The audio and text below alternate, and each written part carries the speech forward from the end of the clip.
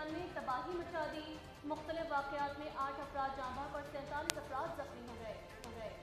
आपको अपडेट करते चलें कि केपी पंजाब मानसून स्पेल ज़ेर असर है और साथ ही साथ ये ताकतवर स्पेल पंजाब और खैबर पख्तूनख्वा पर असरअंदाज हो रहा है।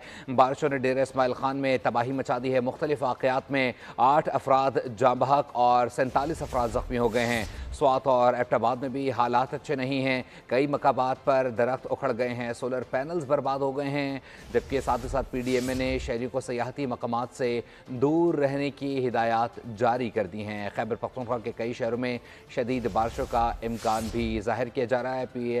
PDMA ने अर्बन फ्लडिंग का खदशा जाहिर कर दिया है। मानसून का ताकतवर स्पेल पंजाब और खैबर पख्तूनख्वा पर असरअंदाज हो गया है।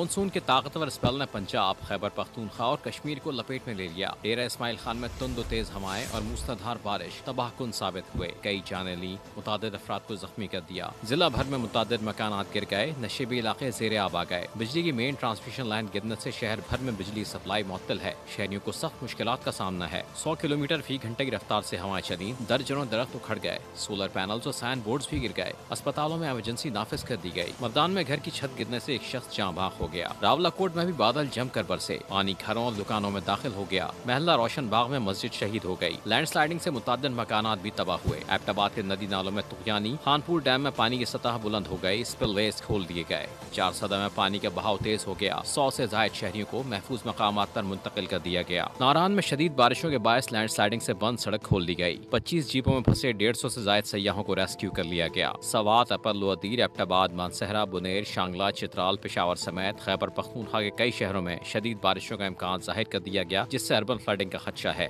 उधर PDMA ने खबरदार किया है कि आवाम आबी गुजरगाहों से दूर रहें। सब्सक्राइब करें और बेल दबाएं ताकि कोई खबर रह न जाए।